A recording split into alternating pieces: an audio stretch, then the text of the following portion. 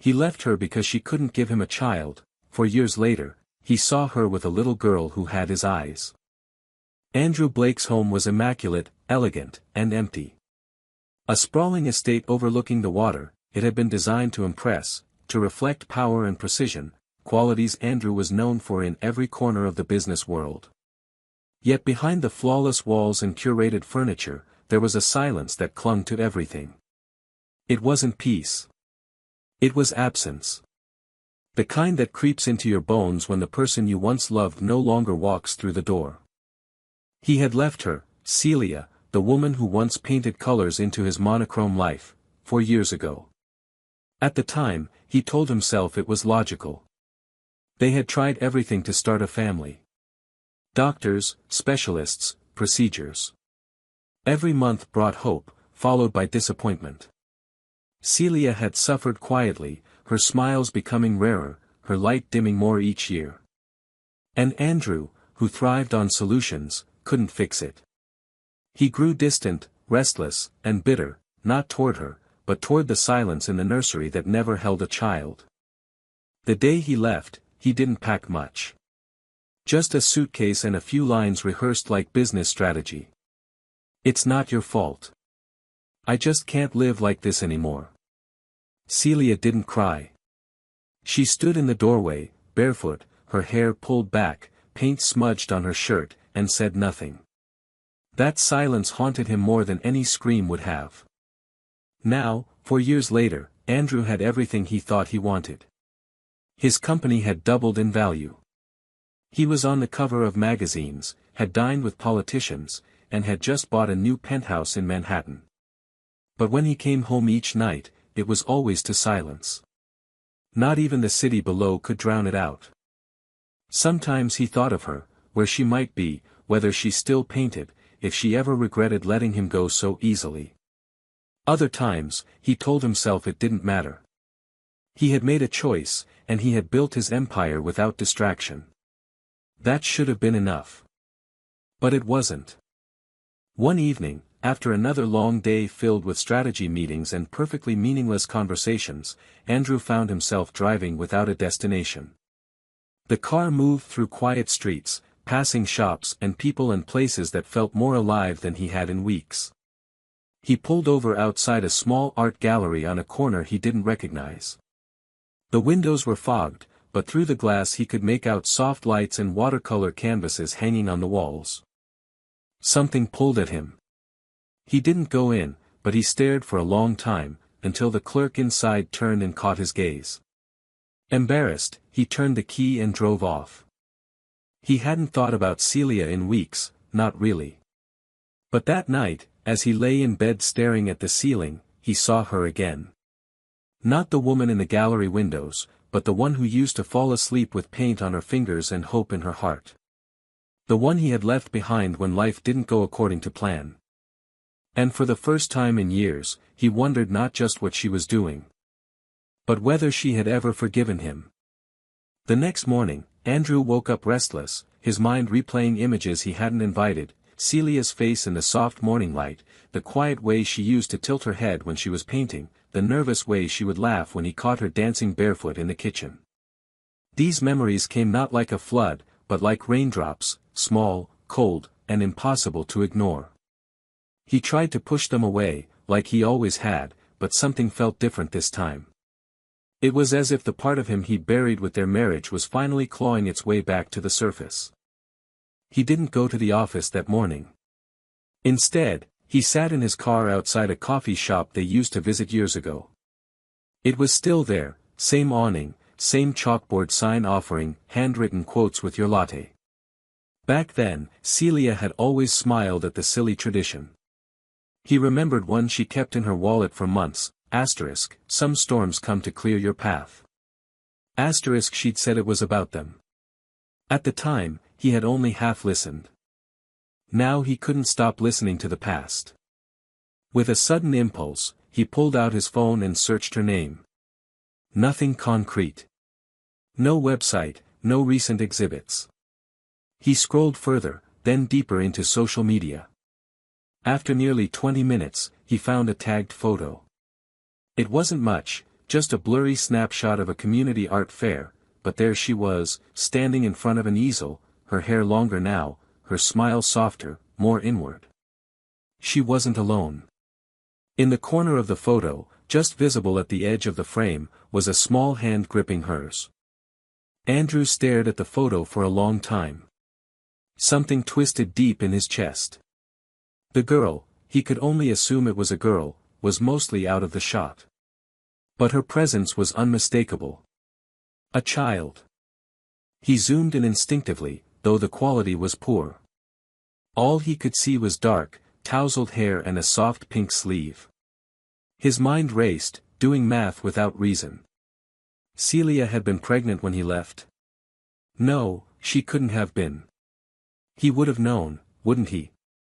Unless she hadn't told him. Unless she'd found out after. Unless. He shut off the screen. This was ridiculous. It wasn't his business anymore. He had made his choice, and Celia had moved on. But the image refused to leave him. All day, he tried to bury it under emails and phone calls, under numbers and meetings and empty conversation. But none of it worked. For the first time in years, his focus fractured. By evening, he gave up pretending. He drove. He didn't know her new address. But the art fair in the photo had a location tag, a community center on the other side of town. He told himself he was just curious. That he wanted to see if she was okay. He didn't plan to talk to her. He just wanted something. A glimpse. Closure. The neighborhood was older, quieter. Not the kind of place he would have pictured her ending up, but somehow it felt fitting, charming, lived in, human. He parked across from the small building and waited. The sun had already started to fall behind the trees, casting long, sleepy shadows across the sidewalk. People came and went. A group of kids rode past on scooters. A couple with a stroller passed by, laughing softly. And then he saw her. She walked out of the community center, holding a small child on her hip. Andrew froze. It wasn't a guess anymore. The girl had her hair. Thick, dark, soft curls that framed her face like a halo. But it was the eyes that made his breath catch. Wide, brilliant blue. His eyes. Celia looked tired, but peaceful. She was dressed simply, jeans, a cardigan, a bag slung across her shoulder. She looked like someone who had stopped chasing and started living. The girl was talking excitedly, her small hand pointing at something across the street. Celia laughed, kissed the top of her head, and turned toward a nearby cafe.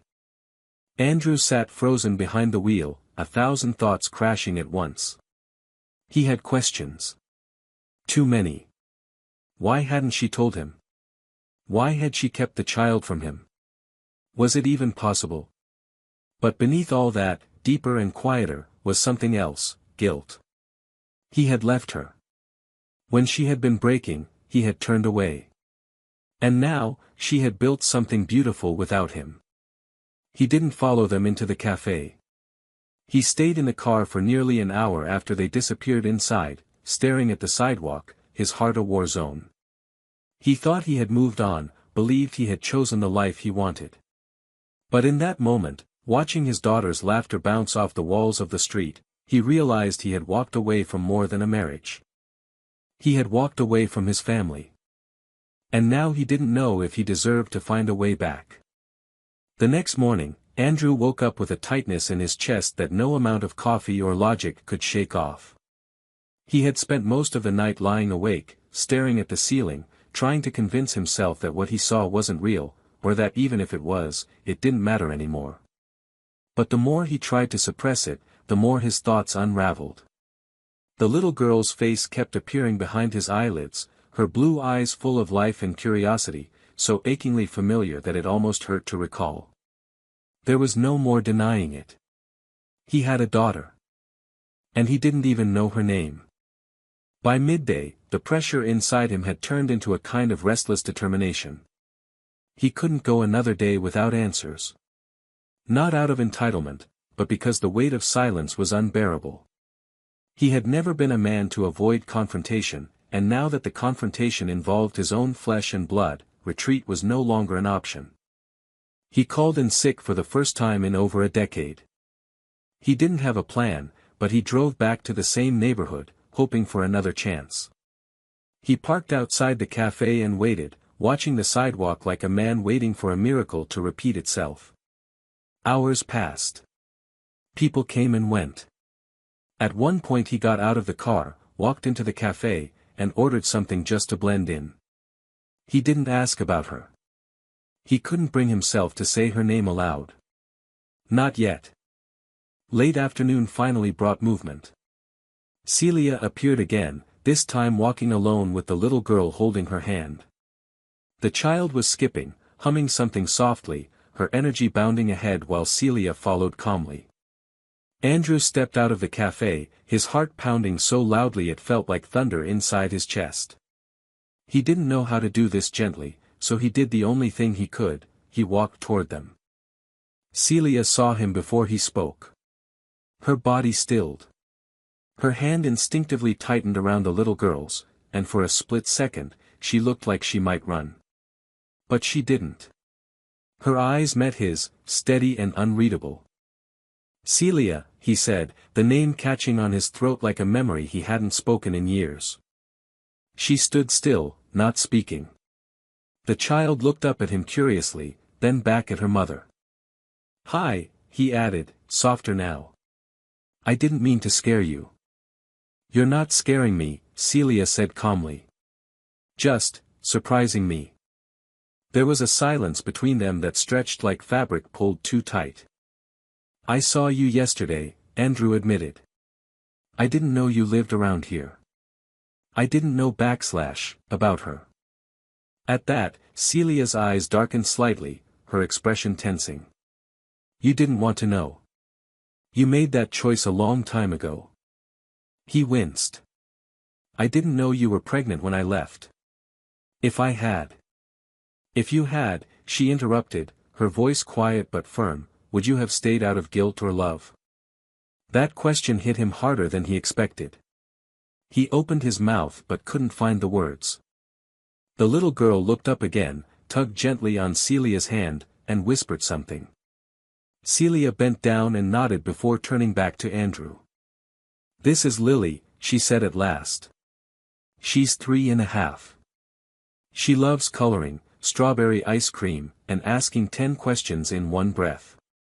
And no, she doesn't know who you are." Andrew's throat tightened.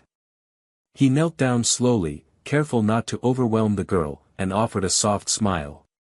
"Hi, Lily," he said gently. She blinked at him, tilting her head slightly. "Are you Mommy's friend?" He glanced up at Celia, who gave no answer, then looked back at Lily and said, "I'd like to be." Lily smiled shyly, then hid behind her mother's legs. Celia let out a long sigh. "What are you doing here, Andrew?" "I don't know how to answer that in a way that doesn't sound selfish," he admitted. "I just saw you, and everything inside me shifted. I didn't come to demand anything. I came because I lost something I didn't even know I had, and I can't ignore that now." She looked at him for a long time, her face unreadable. Then she said, "I don't know what you expect." "I don't expect anything," he said. "I'm not here to rewrite history. I want to know her. I want to know you again. If you'll let me." Celia didn't answer right away. Instead, she looked down at Lily, who was now twirling the edge of her dress and humming. Then she looked back up at him and said quietly, "We go to the park every Saturday morning. If you want to come, you can." Andrew felt something inside him break open, something buried and forgotten, now suddenly breathing again. He nodded slowly, overwhelmed by the quiet permission in her voice. "Thank you," he whispered. Celia gave a small, guarded nod, took Lily's hand, and turned to go. Andrew watched them walk away, the little girl bouncing along the pavement, and he realized that in all his years of chasing fortune and legacy, nothing had ever mattered more than the chance he had just been given. And this time, he wasn't going to run. Saturday morning arrived with a soft breeze and pale sunlight warming the sidewalks. Andrew was already awake before dawn, pacing his penthouse apartment as the city stirred to life below him. He hadn't felt this unsettled in years, not before a merger, not even before testifying in front of a Federal Trade Commission. This was different. This was personal. He had spent the entire week rehearsing what he might say, imagining different outcomes, preparing himself for rejection, confusion, even anger. What he hadn't prepared for was the weight of hope pressing so heavily on his chest. He arrived early at the park, dressed casually, something rare for him. A navy polo shirt, jeans, clean sneakers. He'd stood in front of the mirror twice, debating whether he looked approachable or like a man pretending to be someone he wasn't.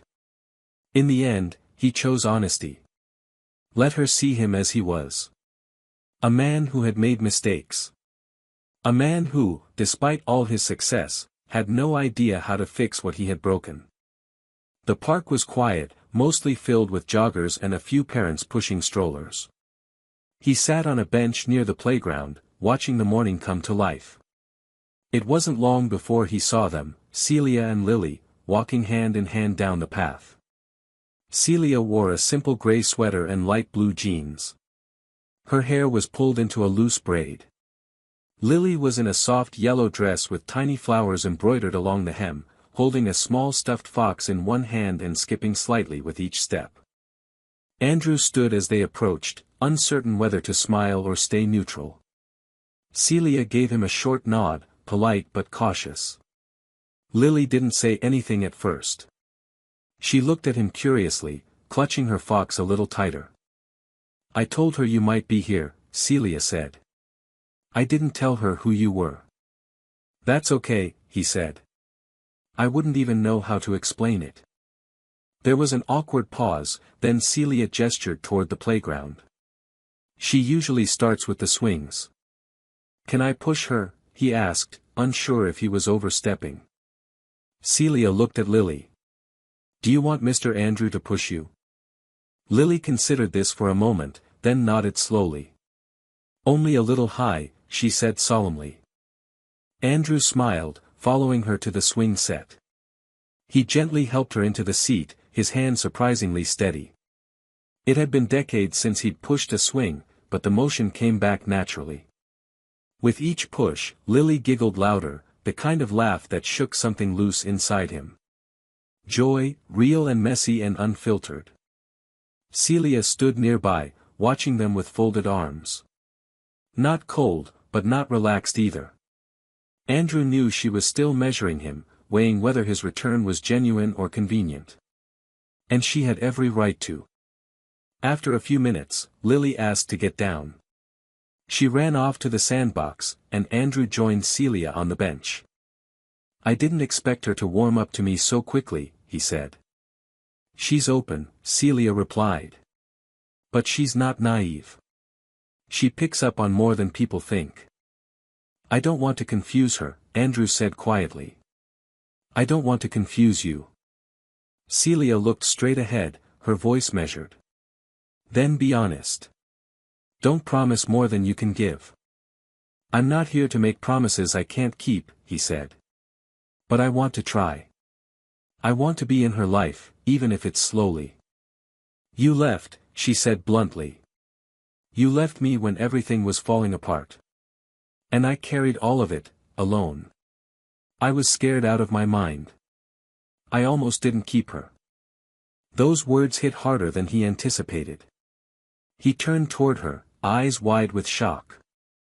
"I'm not proud of that thought," Celia continued. "But it's the truth. I was grieving the marriage, grieving what I thought was a broken body, and then suddenly I had a life growing inside me and no one to share it with." "I didn't know," Andrew whispered. "No," she said softly, "you didn't. And I didn't tell you because I didn't want you to come back out of obligation.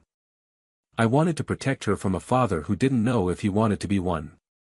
Andrew stared at the ground, shame curling in his stomach like smoke. "I wish I had stayed. I wish I had seen it through." Celia nodded, not unkindly. But you didn't. And I had to build something from that. I had to become someone new.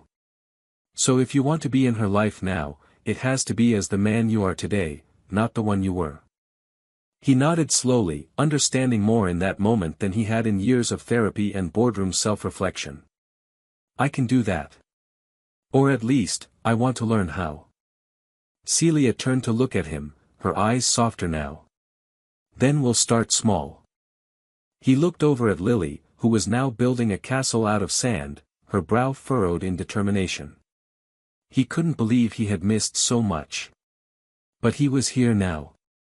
And for the first time in a very long time, Andrew Blake didn't feel like a man chasing a legacy. He felt like a father trying to earn a place in the world he never knew he'd wanted. As the morning unfolded, Lily came back to show them her castle, and Andrew crouched down beside her, genuinely impressed. Celia watched the two of them interact, careful, gentle, and almost familiar. She couldn't decide if it filled her with comfort or fear. Maybe both. But she knew one thing, something had shifted. And she wasn't ready to trust again, not yet, but she wasn't walking away either. The weeks that followed became a quiet rhythm Andrew hadn't known he needed. Every Saturday, without fail, he showed up to the park before Celia and Lily arrived. Sometimes he brought books for Lily, sometimes a coloring set, and once he even brought a tiny kite shaped like a fox after remembering the stuffed animal she always carried. Celia noticed the small efforts. She didn't comment, but she watched him closely, testing whether this consistency was just a phase, a performance, or something real. So far, it seemed real. And for Lily, it became something she looked forward to, something she trusted. She no longer hid behind her mother's legs when Andrew approached. Instead, she often ran up to him with stories of her week, proud drawings, or a new question about something completely random, why clouds were soft, or where turtles sleep at night. One Saturday, the air turned cooler, and the leaves had begun to change. Celia brought a blanket and a thermos of tea for them to share while Lily ran between piles of leaves, collecting the brightest ones to press in her notebook. Andrew sat beside Celia on the blanket, trying not to let the closeness make him say something premature. He knew this new phase between them was delicate. As they watched Lily balance on a fallen log, arms stretched like wings, Andrew finally asked something that had been circling in his mind since the day he met her. "What does she know about me?" he asked, careful not to let his voice shake. Celia hesitated, keeping her eyes on their daughter. "She knows that her dad left before she was born. That he didn't know she existed. She knows that I raised her alone, but that she was never unloved. And now, she knows that someone named Andrew is starting to become important in her life." He nodded, swallowing the weight of it. "Have you thought about telling her more?" "I've thought about everything," Celia said, and there was a tired truth in her voice that made him ache. "I thought about what it would do to her if you came and went. I thought about whether you'd confuse her. I even thought about lying and saying you were a family friend who moved away. But none of that seemed right. So now I'm just taking it one day at a time. Watching you. Watching her. Trying to figure out if this is something that's going to last." Andrew turned to look at her, his voice low. "I'm not going anywhere." She gave him a long, searching look. "You said that once before, remember?" "I do," he said honestly. "And I broke that promise. But I'm not that man anymore. I didn't know what it meant to stay then. I thought love was about perfection, and when things got hard, I thought leaving meant strength. I was wrong." There was a pause, the kind filled with years of unsaid things. Lily ran over, interrupting them, her cheeks red from the wind and her hands full of leaves. She dropped them on the blanket with a proud smile. "I'm gonna make a tree book," she declared. "One page for each kind." Andrew grinned and helped her sort through them. "That's a great idea. You'll be a leaf scientist." "No," she giggled, "a leaf queen." Celia laughed too, watching the exchange with a strange sense of calm. It had been so long since she'd seen Lily this open with anyone outside of her. Later that day, as they were packing up to leave, Lily suddenly turned to Andrew and asked, "Can I tell my friends you're my friend too?" Andrew crouched down to meet her eyes. "You can tell them I'm your friend," he said carefully, "and maybe one day, we'll be even more than that." Lily seemed to consider this deeply, then nodded and reached up to hug him without warning. It was small, quick, but it felt like the ground shifted beneath his feet. On the drive home, Celia didn't say much, but before he turned to go back to his car, she said softly, "If you really mean to stay, you need to start building something with her. Not just on Saturdays. She needs more than promises." Andrew looked at her, almost afraid to be hopeful. "Would you let me come by during the week? Help with dinner? Homework? Bedtime stories?" Celia didn't answer right away. But then she nodded slowly. "You can try." And that single word, try, meant more than any yes he had ever heard. Because it wasn't forgiveness, not yet. But it was the beginning of trust. And trust, Andrew realized, was worth everything he had to give. By the time October settled in, the evenings arrived sooner, and the air held a constant crispness that hinted at winter's approach. Andrew had slowly become a fixture in Celia and Lily's routine, like a bookend to their days, never overwhelming, never forcing himself in, just present in small and meaningful ways. He would stop by twice during the week, once for dinner and once just to help Lily with her bedtime routine. It wasn't always smooth. Sometimes Lily was tired and cranky, sometimes she ignored him altogether. But then there were moments, quiet, rare, powerful, where she reached for his hand during a bedtime story or asked him to stay a little longer. And every time she did, something inside Andrew shifted further into place. Celia, too, began to relax, though she never said as much out loud. The first few visits had been cautious, almost clinical. She set boundaries. She stayed in the room when he read to Lily. She reminded him gently not to promise anything he couldn't keep. But as the weeks passed, she stopped hovering. She'd step away to the kitchen while he helped Lily brush her teeth. She let him carry Lily to bed when she fell asleep on the couch. And once, without realizing it, she let him wash the dishes while she sat quietly at the table, watching the steam rise from her tea. It was during one of those evenings that something unexpected happened. Lily had gone to bed early after a long day at preschool, and Celia and Andrew found themselves alone in the living room. There was soft jazz playing from an old speaker in the corner, and the lamps cast warm pools of light across the shelves and old wooden floor.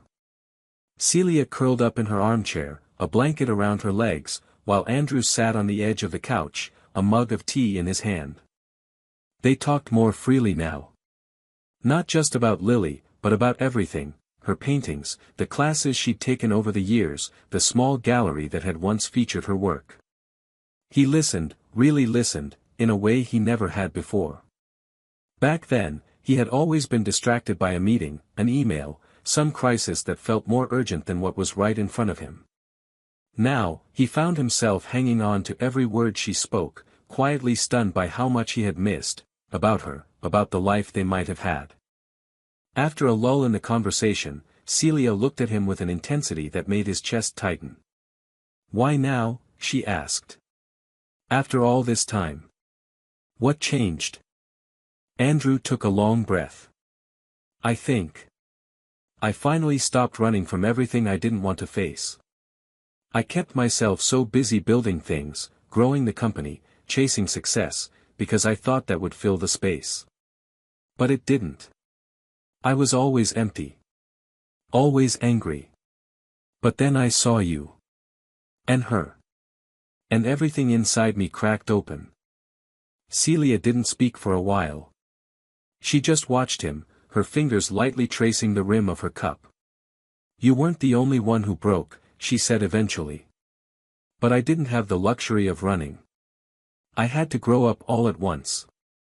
I was terrified. But Lily made me brave." He nodded. "She's making me brave too." There was a kind of silence between them then, not awkward, but heavy with something unspoken. It was the weight of grief, of time lost, of paths that should have gone differently but somehow still led them here. Eventually, Celia stood and gathered her cup. "I'm glad she has you now," she said simply. "I never wanted to keep her from you. I just didn't know if you were someone I could trust with her heart." "I didn't know either," Andrew said quietly. That night, he left later than usual. When he reached the front door, he turned back to her and hesitated. "Can I ask you something?"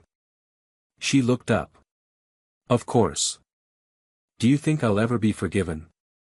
Celia's expression softened, but there was no easy answer in her eyes.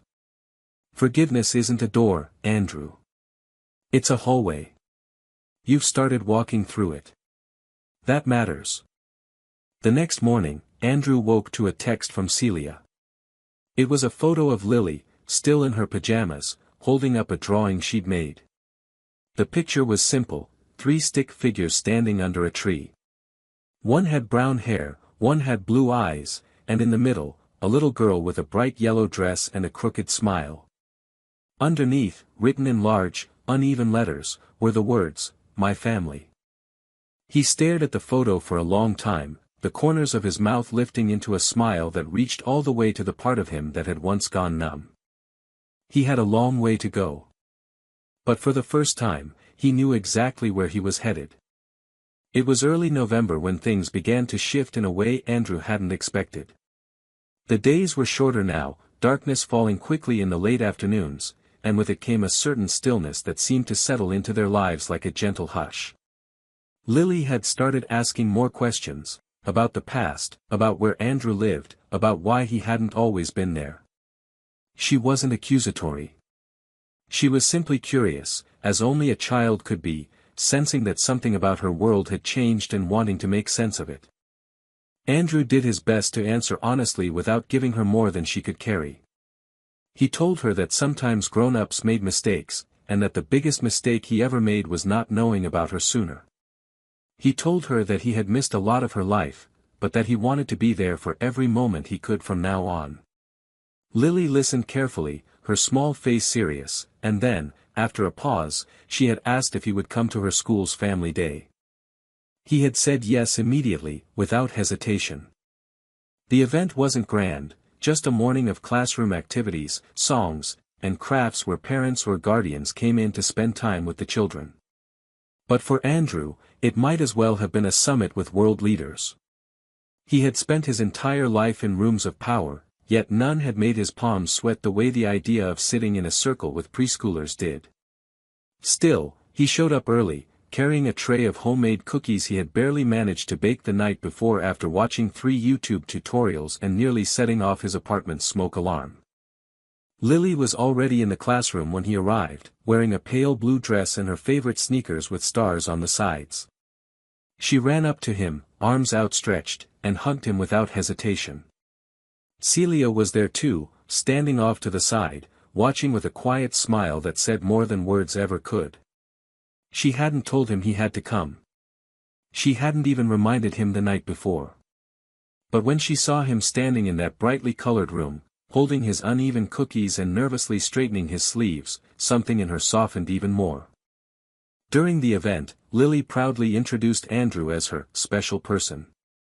When one of the other children asked if he was her dad, she hesitated only a second before saying, "Yes.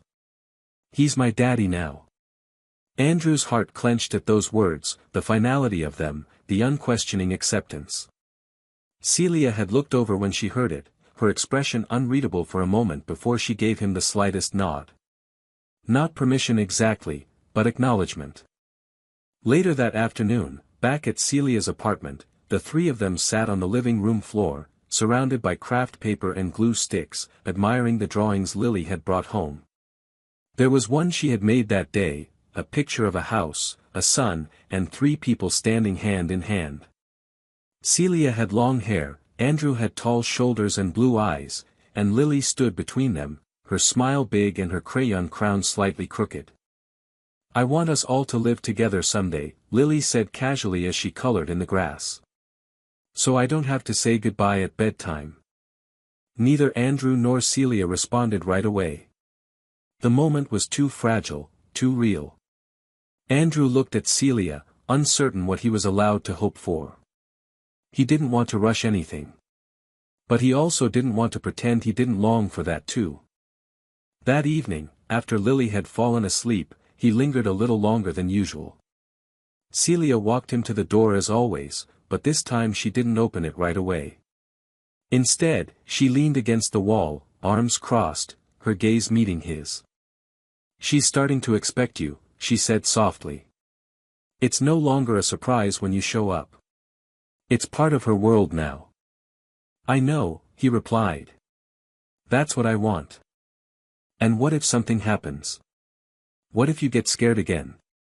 What if your life pulls you back into that world of meetings and travel and late nights?"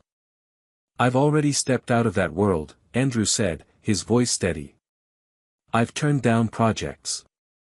I've started saying no. And for the first time, it doesn't feel like I'm losing anything. It feels like I'm finally building something real." Celia watched him for a long moment before nodding. "She's not the only one who's starting to expect you." That admission, small as it was, hit him like a wave. He didn't kiss her that night. He didn't ask to stay. But when he left, he walked away with a hope he hadn't dared to hold before. The hallway to forgiveness, as Celia had once called it, was long. But step by step, he was moving forward. Not with words or promises, but with presence. With proof. And sometimes, that was the bravest kind of love there was. Winter came quietly that year, blanketing the city in soft gray skies and a hush that seemed to wrap itself around everything. For the first time in years, Andrew found the cold comforting rather than isolating. There was something peaceful about the way the world slowed down, how people leaned into warmth, into each other. His life, once filled with noise and motion, had become something simpler, measured not in profits or deadlines, but in bedtime stories, warm dinners, and unexpected moments of laughter. He had started spending evenings at Celia's more regularly, helping with Lily's nighttime routine, sometimes cooking, sometimes just being present. At first, it had felt like visiting someone else's life, beautiful, but temporary. Now, it was beginning to feel like his own. There was a mug with his name on it in the cupboard. Lily had drawn his face next to hers on the family calendar. And Celia no longer stood between him and the stove when he cooked. It wasn't dramatic. It was the slow, almost imperceptible unfolding of trust. One night, just before Christmas, Lily fell asleep curled between them on the couch after watching a holiday movie, her fingers still sticky with melted marshmallows. Celia looked over at Andrew, her eyes tired but soft, and whispered, "She calls you Dad when I'm not around. She says it like it's always been true." Andrew couldn't speak for a moment. He simply looked at the small, sleeping figure between them and felt something settle in his chest that had been restless for so long, peace, purpose, and something close to redemption. As the year came to a close, so did many of the questions that had once haunted them. Celia no longer held herself back from small touches, her hand brushing against his when passing him a dish, her shoulder leaning into his on cold evenings. And Andrew no longer walked into her home with hesitation. He brought groceries without being asked. He fixed the broken light in the hallway without making it a grand gesture. It was these quiet acts that made Celia begin to believe him. Not because he said the right things, but because he had learned to show up without needing to be praised for it. On New Year's Eve, Celia invited him to stay for the night. It wasn't romantic, not in the traditional sense. She simply said, "You're part of this now. If you're tired, stay."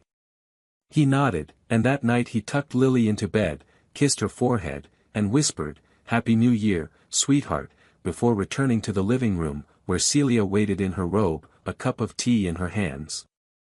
They didn't talk about the past that night. They didn't dissect what had gone wrong or weigh the pain against what they had now. They just sat side by side, watching the fireworks bloom quietly in the distance through the frosted window. And when midnight came, he turned to her, not with grand intentions or carefully crafted words, but with honesty. "I don't know where we're going from here," he said. "But I know I never want to go back." Celia looked at him, then leaned in gently, resting her head against his shoulder. "Then don't," she whispered. "Just stay." And so he did. By spring, he had quietly moved into the spare room. Lily was the one who declared it Daddy's room, before either of the adults had discussed it aloud. They let her lead the way. That was how it had always been, letting the little girl who had unknowingly saved them both be the compass that brought them home. There were no proposals, no fairy tale endings wrapped in bows. Just days filled with small promises kept, routines shared, and a love that grew not from perfection, but from presence. Andrew had once believed legacy was built in boardrooms, in towers that bore his name. Now he knew it was in moments like this, teaching Lily how to ride a bike, folding Celia's paint-stained apron over the back of a chair, eating pancakes on lazy Sunday mornings. He hadn't just been forgiven. He had been transformed. Not by words, but by the relentless, daily act of showing up. And that, he realized, was what love really was. Not grand. Not sudden. But steady. A second chance, given freely, earned fully. A story rewritten, one page at a time. As the author of this story, I see the ending not as a happily ever after in the traditional sense, but as something deeper and more honest, a redemption that was earned slowly, quietly, through humility and presence. Andrew didn't win Celia and Lily back with grand gestures or flawless apologies, he rebuilt trust one small, consistent action at a time. That, to me, is far more powerful than any dramatic twist or perfect romance. This ending matters because it reflects real life, messy, painful, often uncertain, but full of hope when people choose to grow. Forgiveness isn't magic, it's a process. And love, at its most meaningful, is shown in how we stay, not in how we return. That's the heart of this story. Richard Wells had built an empire from nothing. He was a man who controlled every aspect of his life, until the night an 8-year-old girl walked up to his table in an upscale restaurant and said 4 words that shattered his world. "You are my dad." In that moment, everything he thought he knew about his life changed forever. Richard Wells sat at his usual table in an upscale New York restaurant, enjoying a quiet evening alone. The soft hum of classical music played in the background, and the warm glow of chandeliers reflected off the polished marble floors. He had spent the entire day in back-to-back meetings, and now, finally, he had a moment to himself. A perfectly cooked steak, a glass of expensive red wine, and the satisfaction of knowing he had closed yet another multi-million-dollar deal. Just as he lifted his fork, a shadow appeared at the edge of his table. He expected to see the waiter, but when he looked up, his hand froze midair. Standing before him was a small girl, no older than 8, with delicate features, bright blue eyes, and golden blonde hair tied back with a pale pink ribbon. She was dressed in a simple but neat dress, her small hands clasped together in front of her. She didn't look lost. She wasn't crying or searching for a parent. She was looking directly at him, unblinking, as if she had been searching for him and had finally found what she was looking for. "Mr. Wells." Her voice was soft, but there was confidence behind it. The way she said his name sent an uneasy feeling through his chest. Richard placed his fork down and straightened slightly. He had no idea who this child was. He wasn't someone who spent time around kids. His life was carefully curated, his business empire, his luxurious lifestyle, his social circle. There was no room for unexpected encounters like this. "Yes." The girl took a deep breath, her expression unwavering. "My name is Emily. And, you're my dad." The world around Richard seemed to freeze. The gentle murmur of conversations at nearby tables faded, the clinking of silverware against plates became distant. It was as if time itself had paused. His first instinct was disbelief. This had to be some kind of mistake. A prank? A misunderstanding? But something about the way she stood, the steadiness in her voice, made his heart pound a little harder. "Excuse me. You're my dad." Richard leaned back in his chair, feeling the weight of the moment settle over him like a heavy fog. His mind raced, trying to make sense of what was happening. He had no children. He had never been married. His past relationships had been fleeting, nothing that could have led to this. And yet, as he looked at the girl again, really looked at her, something in her face was unsettlingly familiar. The curve of her nose, the shape of her chin, those piercing blue eyes. The waiter, who had been approaching with a bottle of wine, hesitated nearby, sensing the tension. Richard waved him away without a word. His appetite had vanished. He exhaled slowly, forcing his voice to remain even. "Who told you that?" The girl hesitated for the first time. She lowered her gaze slightly, then reached into the small purse she had slung over her shoulder. From it, she pulled out a folded piece of paper and carefully placed it on the table in front of him. Richard stared at it for a long moment before reaching forward. His hands, steady in the boardroom, steady in billion-dollar negotiations, felt strangely unsteady now. He unfolded the paper and saw his own name printed there. His full name. Alongside it, the words "Father, Richard Wells." His throat went dry. His signature was at the bottom of the document. A paternity record. His mind flashed back years, trying to grasp at any thread that could explain this. The girl's voice was quieter now. "My mom, she passed away 2 weeks ago. I found these papers in her things. She never told me about you before." Richard's stomach twisted. He suddenly felt the weight of her presence in a way he hadn't before. She wasn't just a child claiming something impossible. She was alone. He looked back up at her, but for the first time in years, he had no idea what to say. Richard sat frozen, gripping the paper in his hands.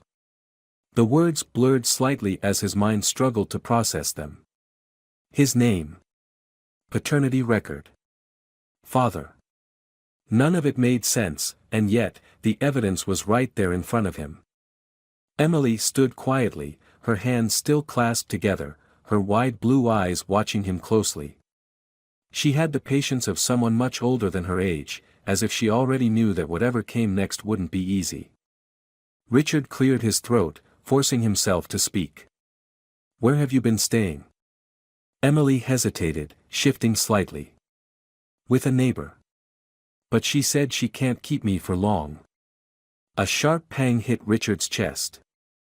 The idea of this small child, his daughter, having nowhere to go made something unfamiliar twist inside him. Guilt? Responsibility? He wasn't sure. He forced his voice to remain steady. "And your mother?" Emily looked down at the table. "She got sick. It happened fast. One day she was fine, and then, she wasn't." Her voice wavered slightly, but she didn't cry. Richard felt the weight of those words settle over him. The woman, Sarah, he hadn't seen her in almost a decade. They had met during one of his business trips to Chicago, spent a brief, passionate few months together, but he had moved on, believing she had too. She had never reached out, never told him about Emily. He exhaled sharply, running a hand through his neatly styled hair. "Did she ever mention me?" Emily shook her head. "No. I only found out when I went through her things after she." She trailed off, her small shoulders tensing. The realization hit Richard like a punch to the gut. Sarah had never told him because she hadn't wanted him to know. He had lived his life oblivious while she had raised their daughter alone. A heavy silence settled between them. The restaurant, once a backdrop to his luxurious, controlled life, now felt suffocating. The clinking of silverware, the low hum of conversations, the scent of expensive wine, it all seemed so distant from the moment unraveling before him. Emily finally spoke again, her voice careful. "I don't want anything from you. I didn't know where else to go." Her words stung. Did she think he would turn her away? That he would simply ignore the fact that she was his child? But could he blame her for thinking that? Richard had spent years prioritizing work, wealth, and efficiency over personal connections. He had never imagined himself as a father, had never wanted that kind of responsibility. His life was about order, and this was chaos. Yet, as he looked at Emily, standing there in her too small dress, clutching that worn piece of paper like it was the only thing tethering her to him, he felt something shift inside him. She had no one else. The thought unsettled him more than he was willing to admit. Richard straightened in his chair, folding the document and setting it down carefully. "You'll stay with me tonight," he said, his voice firm, though inside, he wasn't sure what he was doing. "We'll figure things out in the morning." Emily blinked up at him, clearly surprised, but she nodded. For the first time in his life, Richard Wells had no idea what the next step was. But for some reason, for the first time in his life, he wasn't thinking about himself. Richard led Emily out of the restaurant, his mind still reeling. The valet brought his sleek black Mercedes to the entrance, and as he opened the passenger door for her, she hesitated. "You can sit in the front," he said, unsure why he felt the need to reassure her. Emily climbed in, her small frame almost swallowed by the luxurious leather seat. She buckled her seatbelt silently while Richard slid into the driver's seat. He started the engine, but for a moment, he just sat there, gripping the steering wheel. What was he supposed to say?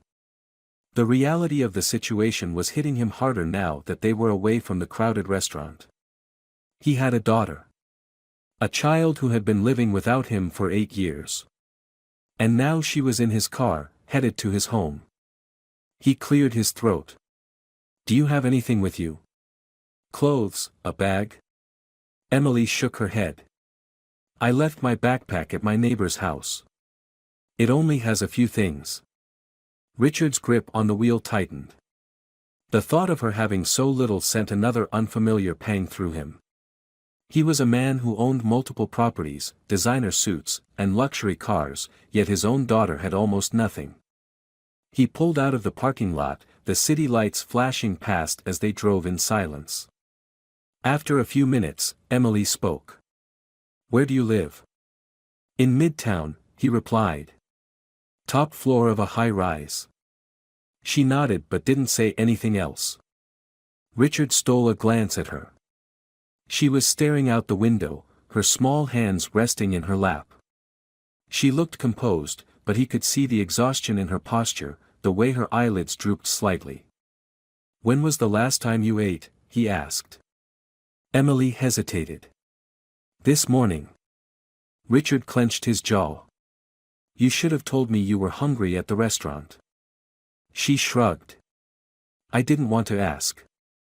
That answer unsettled him more than it should have. She was used to going without, to not asking for things. The thought made him feel strangely ashamed. Minutes later, they pulled into the underground parking garage of his building. Richard stepped out and walked around to open Emily's door. She hesitated before taking his hand to climb out. Her fingers were cold. Inside the elevator, she looked up at him. "Are you always this quiet?" That caught him off guard. "I don't usually have unexpected guests." Emily nodded as if that answer made perfect sense. "You don't like surprises?" "No." "Then I guess I'm a big problem for you," she said matter-of-factly. Richard exhaled, running a hand through his hair. "You're not a problem, Emily. This is just new."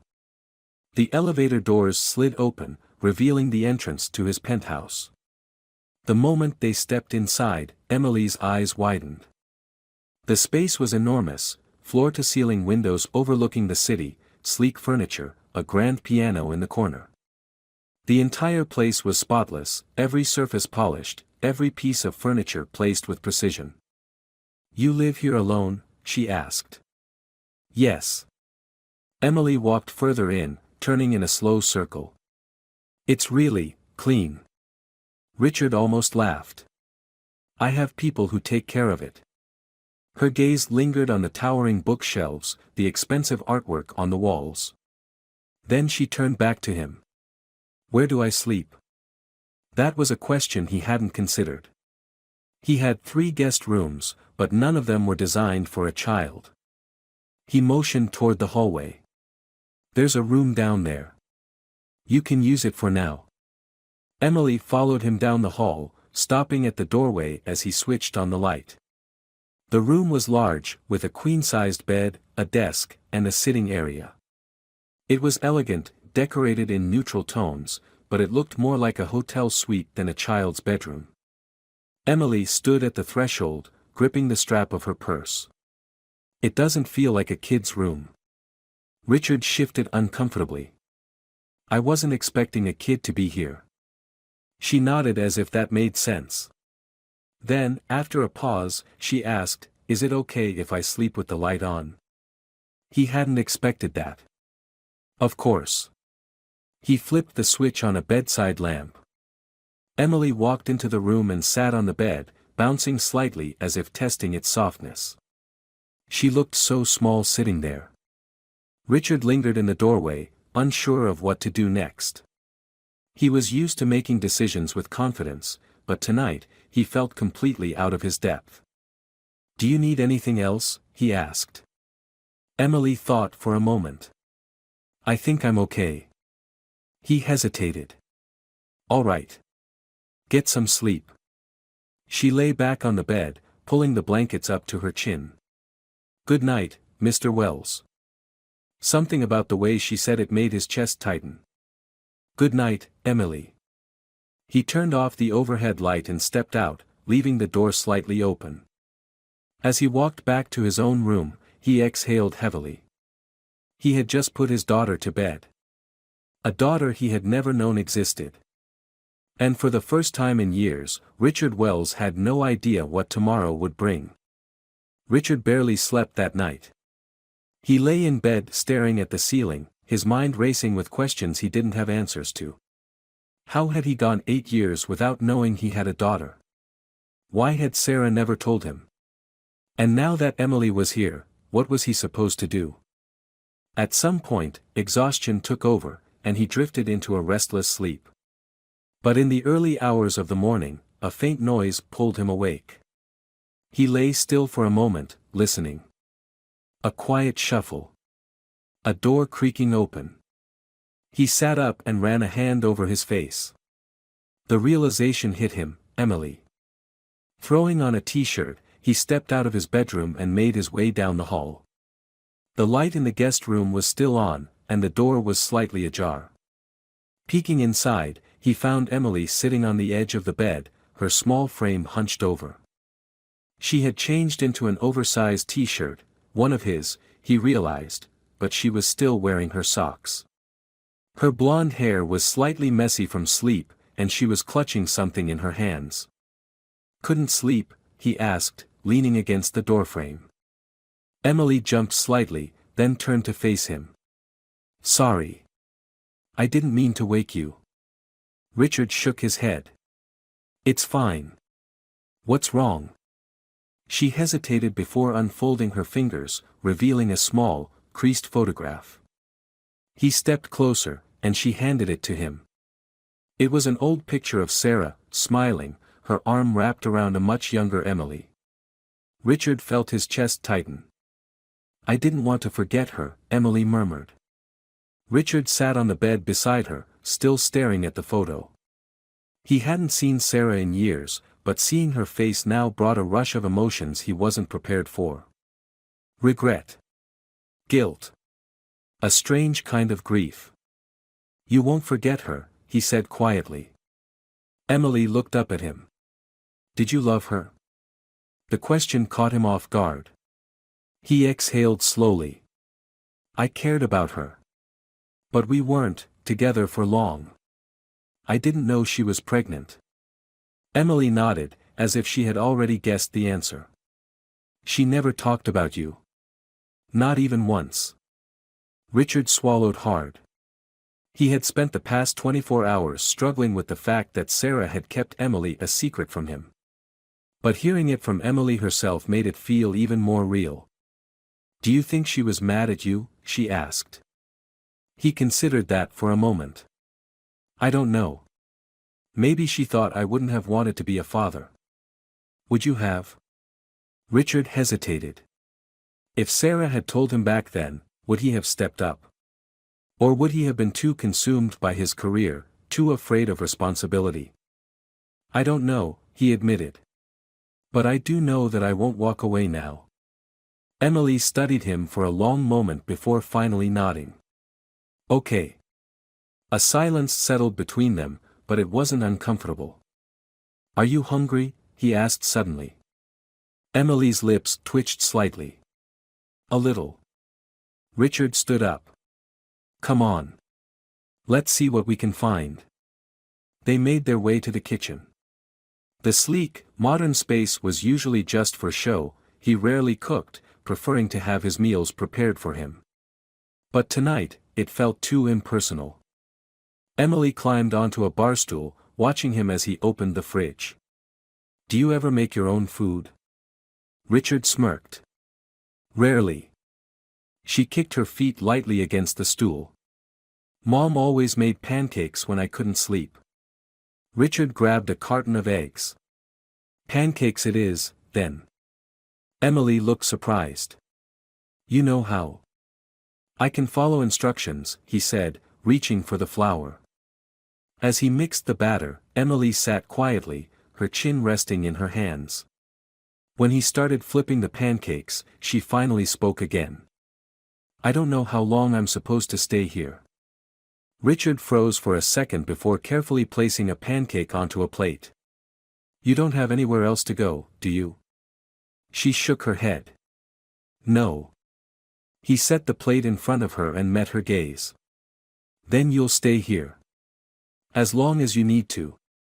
Emily picked up her fork, considering his words. "Okay."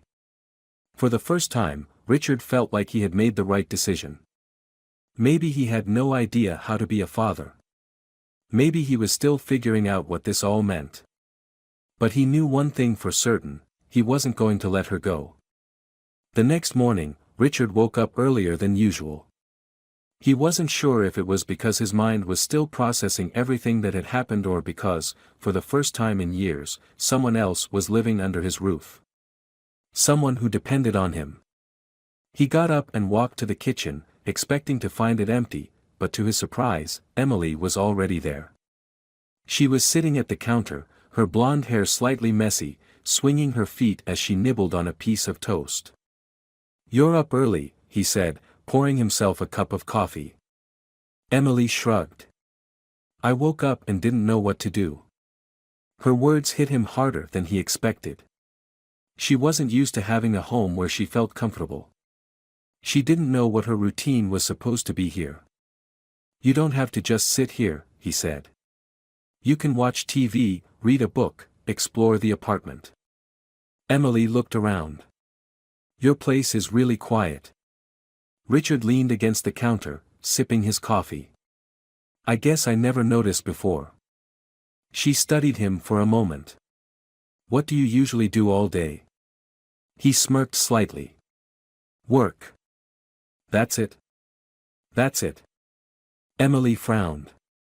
"That sounds boring." Richard chuckled. "Most people don't think running a company is boring." Emily took another bite of her toast. "Mom worked all the time too. But she always made sure we had time together." Something about the way she said it made Richard pause. "What did you and your mom do together?" Emily's face softened. "Sometimes we would go to the park. Or bake cookies. She liked to draw, so she taught me a little. She was always busy, but she tried to make time for me." Richard felt a pang of guilt. Sarah had worked hard to give Emily a good life, and he hadn't even known. She had been raising their daughter alone while he had been focused on business deals and profits. He cleared his throat. "Well, we'll figure something out. Maybe we can do something fun later." Emily's eyes lit up slightly. "Like what?" Richard hesitated. He wasn't exactly the fun type. Business meetings, networking events, luxury galas, those were his world. "I'll think of something," he said. Emily looked skeptical but didn't argue. Richard checked the time. He had a meeting in an hour, one he couldn't miss. But as he looked at Emily, sitting there in his kitchen, he realized he couldn't just leave her alone all day. "I need to go to work for a few hours," he said. "But I'll have someone stay with you." Emily frowned. "I don't need a babysitter. You're 8. I can take care of myself." Richard sighed. "I don't doubt that. But you're not going to sit here by yourself. I'll have someone bring you anything you need." Emily crossed her arms. "I'm not used to people doing things for me." Richard smirked. "You better get used to it." A knock at the door interrupted them. Richard went to open it and found his assistant, Natalie, standing there. She was in her early 30s, dressed sharply in a navy blue suit, her dark hair neatly pulled back. She had been his right hand for years, handling everything from scheduling to crisis management. She stepped inside, glancing at Emily with curiosity before turning back to Richard. "Good morning, sir. You said it was urgent?" Richard motioned toward Emily. "I need you to stay here with her for a few hours." Natalie blinked. "With her?" Emily waved awkwardly. "Hi." Natalie gave her a polite smile before looking back at Richard. "Sir, I have 3 meetings scheduled for you today." "Reschedule them," he said. Natalie looked surprised. "You never reschedule." "I am today." She studied him for a moment, then nodded. "All right. And what exactly do you want me to do?" Richard glanced at Emily. "Just, keep her company. Make sure she eats. If she needs anything, take care of it." Natalie nodded, but Richard could see the curiosity in her expression. He wasn't in the mood to explain everything right now. He turned back to Emily. "I'll be back in a few hours. Be good." Emily smirked. "I'll try." As he left the apartment, Richard couldn't shake the feeling that his world was changing faster than he could keep up with. And for the first time, he wasn't sure if that was a bad thing.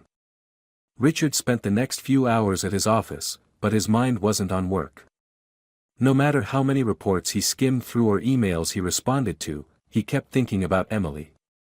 He had spent his entire life meticulously building his career, making calculated decisions, and ensuring that every move he made was precise. And yet, here he was, thrown into a situation he never saw coming. A daughter. His daughter.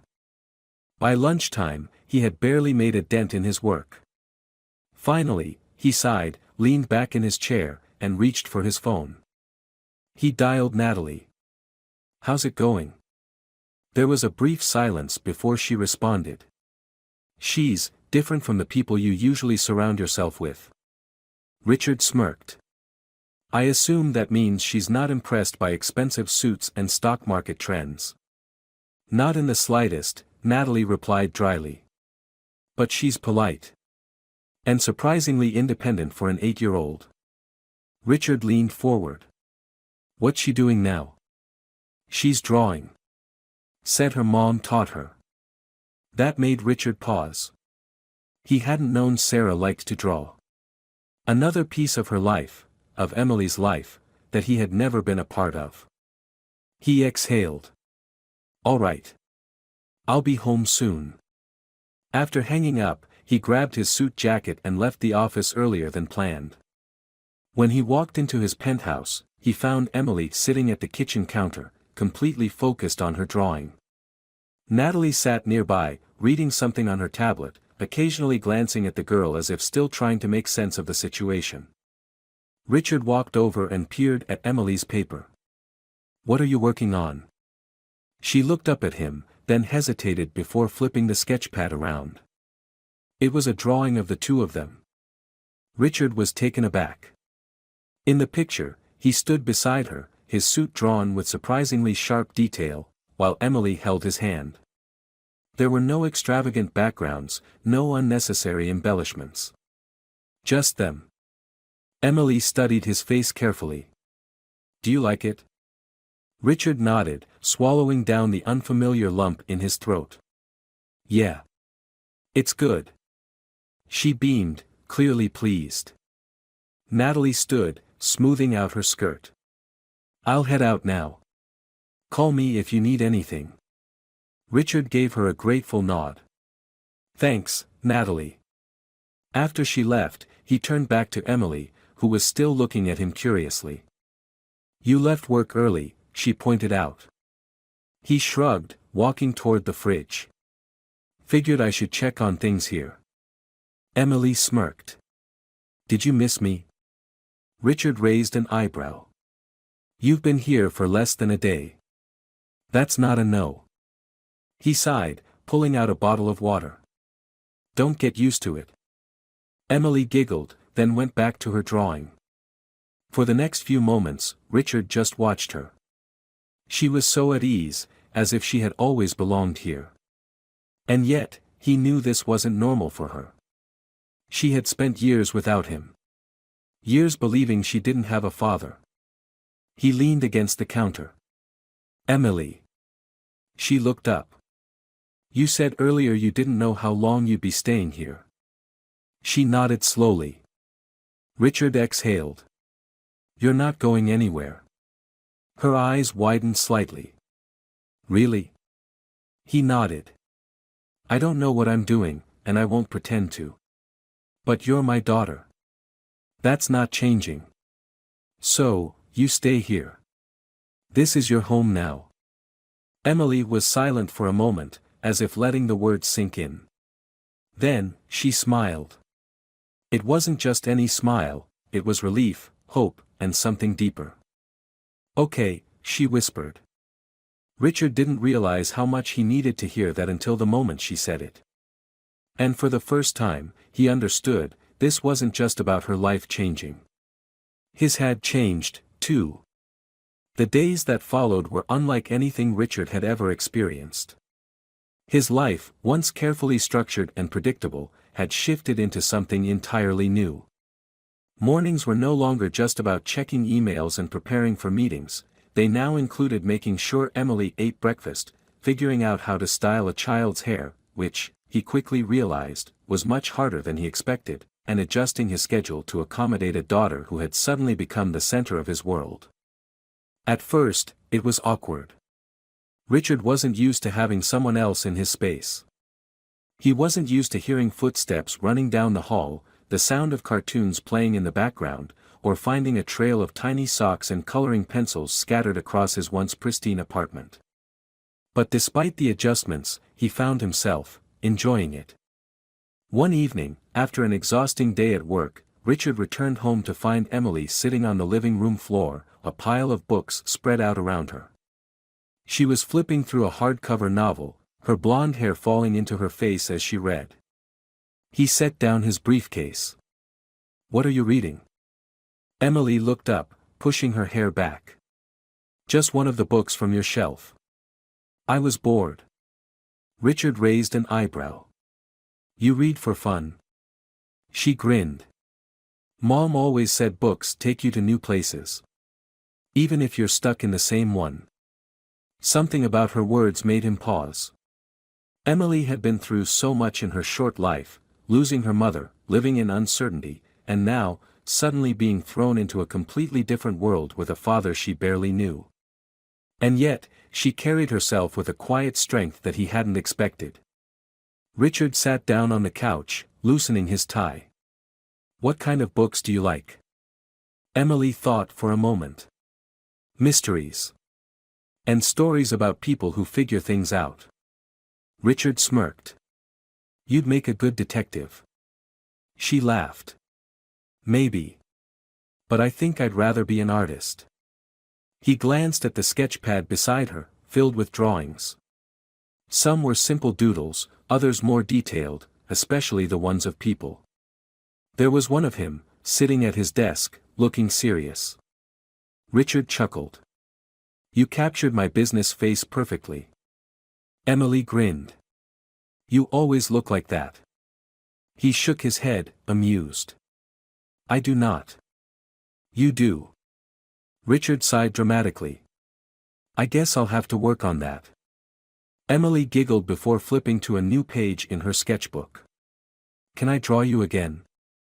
He leaned back. Go ahead. For the next few minutes, she sketched while he scrolled through his emails, but he kept sneaking glances at her. She was focused, her small fingers moving quickly over the paper, her tongue slightly poking out in concentration.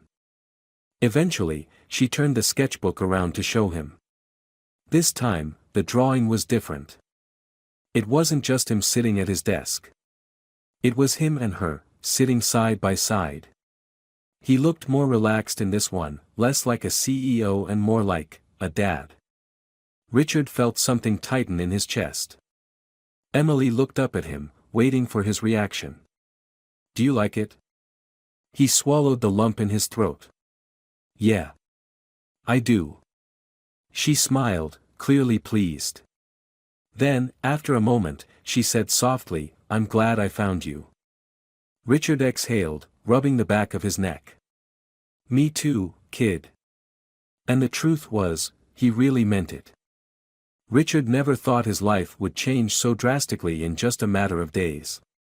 A week ago, he had been living in perfect control, his days planned down to the minute, his world revolving around business deals, stock markets, and high-profile meetings.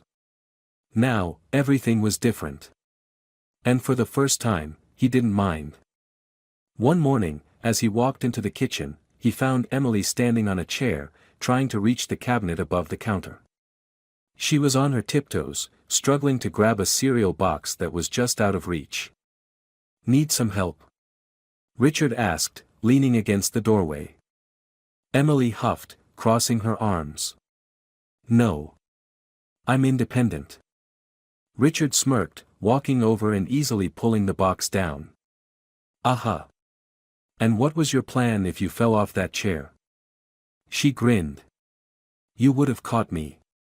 Richard rolled his eyes, handing her the cereal. You've got too much confidence in me. Emily poured herself a bowl and looked up at him. You're my dad. You're supposed to catch me. Something about the way she said it made Richard pause. It wasn't just a passing comment, it was trust. Real, solid trust. He grabbed his coffee and sat across from her at the counter. What do you want to do today? Emily tilted her head. Don't you have work? He shrugged. I rescheduled my meetings. Her eyes widened. You never reschedule. Richard smirked.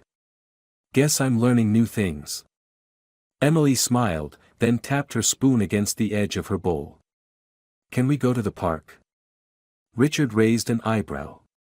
The park? You know, fresh air, trees, normal human things, she teased. He sighed dramatically. Fine. But if I get bored, it's your fault. Later that afternoon, they drove to Central Park. The weather was crisp, the sun shining through the scattered autumn leaves. Emily ran ahead, her blonde hair bouncing as she explored, while Richard followed at a slower pace, watching her with an unfamiliar feeling in his chest. He wasn't used to this. He had spent years thinking success was measured by numbers in a bank account, by the power he held in the corporate world. But standing here, watching Emily laugh as she chased a squirrel, he felt something he hadn't felt in years. Peace. Emily ran back to him, slightly out of breath. Okay, I have a serious question. Richard crossed his arms. I'm listening. She looked up at him with wide blue eyes. Do you think I could have a dog? Richard blinked. A dog? Emily nodded eagerly. Yeah. A little one. Not super big. Like a puppy. Richard sighed. That's a big responsibility. I am responsible, she argued. I lived on my own for 2 weeks. That statement hit him harder than he expected. He hated the thought of her having to be responsible for herself at such a young age. He exhaled. "We'll think about it." Emily gasped. "That's not a no." He smirked. "It's not a yes, either." She grinned, clearly satisfied with the possibility. They walked through the park, stopping for ice cream from a vendor. Richard wasn't sure how long they stayed. He wasn't keeping track of time like he usually did. He wasn't rushing to his next appointment. He wasn't constantly checking his phone. He was just there. As the sun started to set, Emily looked up at him. "Hey, Richard." He raised an eyebrow. "Richard?" She smirked. "I mean, Dad." Something in his chest tightened. He didn't know why hearing that word from her made him feel like he had accomplished something bigger than any business deal he had ever closed. "Yeah," he said. Emily hesitated for a moment, then grinned.